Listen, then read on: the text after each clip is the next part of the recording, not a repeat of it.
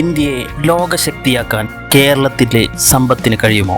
കേരളത്തിൻ്റെ മനോഹരമായ തീരങ്ങളിൽ കാണപ്പെടുന്ന ഈ കറുത്ത മണൽ വെറുമൊരു മണലല്ല, ലോകത്തിൻ്റെ തന്നെ ഊർജ ഭൂപടം മാറ്റി വരക്കാൻ ശേഷിയുള്ള തോറിയം എന്ന അമൂല്യനിധി ഇതിൽ ഒളിഞ്ഞുകിടപ്പുണ്ട്. ഇന്ത്യയുടെ ആണവോർജ സ്വപ്നങ്ങൾക്ക് ചിറക് നൽകാൻ പോന്ന ഈ നിധിയെക്കുറിച്ചാണ് ഇന്നത്തെ വീഡിയോ. ലോകത്ത് ഏറ്റവും അധികം തോറിയം നിക്ഷേപമുള്ള രാജ്യങ്ങളിൽ മുൻപന്തിയിലാണ് ഇന്ത്യ.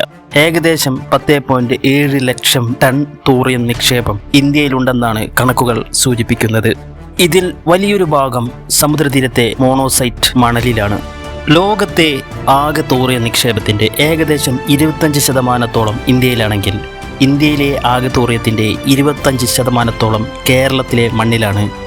അതായത് ലോകത്തിൻ്റെ മൊത്തം തോറിയം നിക്ഷേപത്തിൻ്റെ ഏകദേശം 6-7% വരെ നമ്മുടെ കുഞ്ഞു കേരളത്തിലുണ്ടെന്ന് ചുരുക്കം. തോറിയത്തിൻ്റെ ഈ നിശ്ചിത വിപണി വില പറയുക പ്രയാസമാണ്. കാരണം ഇതിൻ്റെ മൂല്യം അതിൻ്റെ ഊർജ ഉൽപാദന ശേഷിയിലാണ്.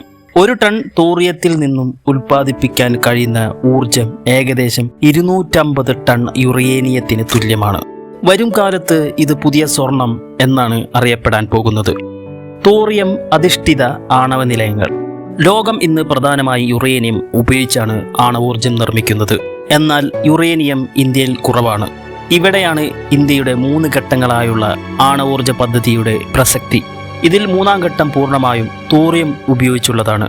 കൽപ്പാക്കത്ത് പ്രവർത്തിക്കുന്ന കാമിനി റിയാക്ടർ തോറിയം ഇന്ധനമായി ഉപയോഗിക്കുന്ന ലോകത്തിലെ തന്നെ അപൂർവം റിയാക്ടറുകളിൽ ഒന്നാണ്.